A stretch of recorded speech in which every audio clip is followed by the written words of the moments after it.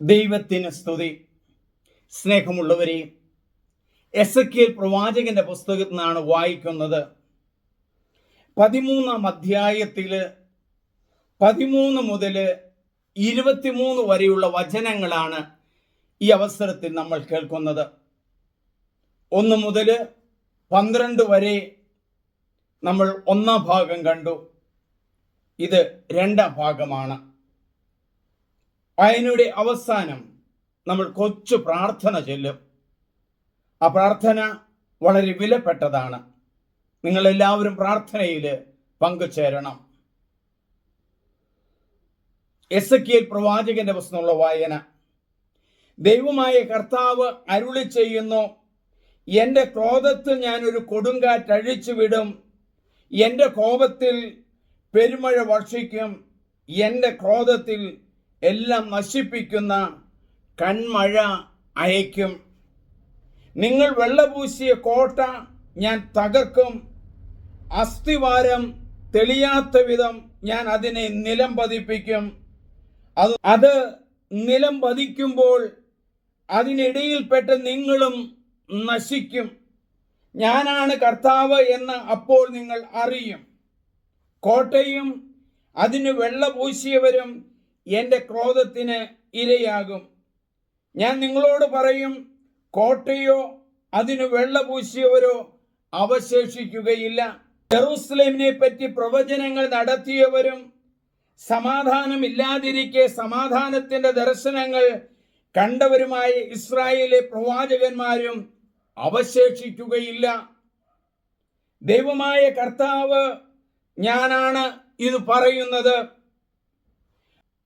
മനുഷ്യപുത്ര, സ്വന്തമായ പ്രവചനങ്ങൾ നടത്തുന്നവരായ നിന്റെ ജനത്തിന്റെ പുത്രിമാർക്ക് നേരെ മുഖം തിരിച്ച് അവർക്കെതിരെ പ്രവചിക്കുക.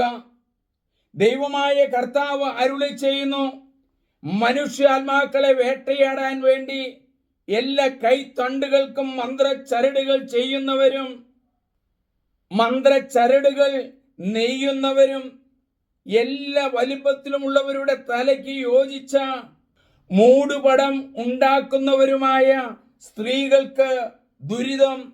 സ്വാർത്ഥ ലാഭത്തിനു വേണ്ടി നിങ്ങൾ എൻ്റെ ജനത്തിന്റെ ജീവനെ വേട്ടയാടുകയും നിങ്ങളുടെ ജീവനെ രക്ഷിക്കുകയുമല്ലേ? ദൈവമായ കർത്താവ് അരുളി ചെയ്യുന്നു, പക്ഷികളെ എന്ന പോലെ മനുഷ്യരെ കുരുക്കിലാക്കുന്ന നിങ്ങളുടെ മന്ത്രച്ചരടുകൾക്ക് ഞാൻ എതിരാണ്. അവ നിങ്ങളുടെ കരങ്ങളിൽ നിന്ന് ഞാൻ പൊട്ടിച്ചു കളയും. നിങ്ങൾ വേട്ടയാടുന്ന മനുഷ്യരെ പക്ഷികളെ പോലെ ഞാൻ സ്വതന്ത്രരാക്കും. നിങ്ങളുടെ മൂടുപടങ്ങൾ ഞാൻ കീറിക്കളയും. എൻ്റെ ജനത്തെ നിങ്ങളുടെ പിടിയിൽ നിന്ന് ഞാൻ വിടുവിക്കും.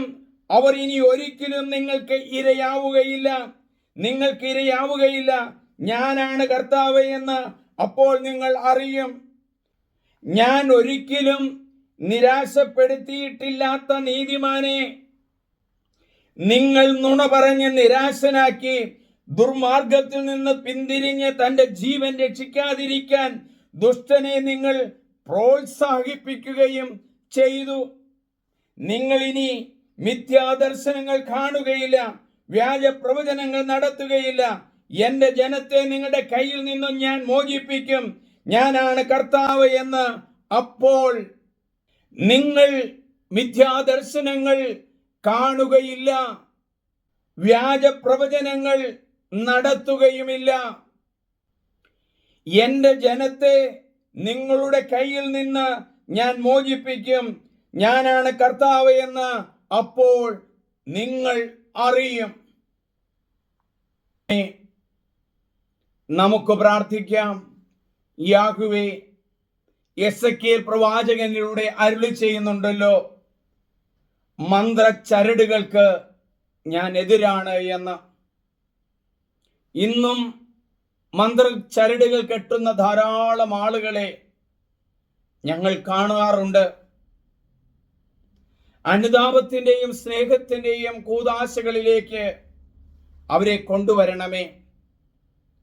ദൈവവചനമാണ് ഞങ്ങൾ ശ്രവിക്കേണ്ടത് എന്നും ദൈവവചനമാണ് ഞങ്ങളുടെ ഹൃദയത്തിൽ നിക്ഷേപിക്കേണ്ടതെന്നും ഞങ്ങൾക്ക് മനസ്സിലാക്കി തരുന്നതിന് നന്ദി പറയുന്നു.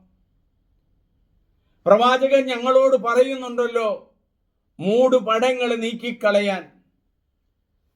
ദൈവമേ, ഞങ്ങൾക്ക് പലതരത്തിലുള്ള മൂടുപടങ്ങളുണ്ട്. സത്യത്തെ മറച്ചു വയ്ക്കുന്ന മൂടുപടം, നുണ പറയുന്ന മൂടുപടം, കള്ളത്തരം കാണിക്കുന്ന മൂടുപടം. യാഹവേ, ഇത്തരത്തിലുള്ള പാപങ്ങളും ബന്ധനങ്ങളും ഞങ്ങൾ ഉപേക്ഷിച്ച് ദൈവവചനത്തിൽ ആശ്രയിച്ച് ജീവിക്കുന്നവരാകുവാൻ ഞങ്ങൾക്ക് അങ്ങയുടെ പരിശുദ്ധാത്മാവിനെ സമൃദ്ധമായി നൽകണമേ. ദൈവമേ, ഈ പ്രാർത്ഥന ചൊല്ലിക്കൊണ്ടിരിക്കുമ്പോൾ മന്ത്രച്ചരടുകൾ കെട്ടിയിരിക്കുന്ന ആളുകളെ അതിൽ നിന്ന് മോചിപ്പിക്കുകയും അവരുടെ രോഗാവസ്ഥയിൽ നിന്ന് മോചിപ്പിക്കുകയും ചെയ്യുന്നതിന് നന്ദി പറയുന്നു. പ്രത്യേകിച്ച് തൊണ്ട സംബന്ധമായ രോഗങ്ങൾ സൗഖ്യപ്പെടുത്തുന്നതിന് നന്ദി പറയുന്നു. നിന്റെ വചനം ഞങ്ങളുടെ ഹൃദയത്തിന് ആശ്വാസമാകട്ടെ. വചനം പാതകൾക്ക് വെളിച്ചമാകട്ടെ. അതിനായി ഞങ്ങൾ യാചിക്കുന്നു. ഞങ്ങളെ അനുഗ്രഹിക്കണമേ. ആമേൻ.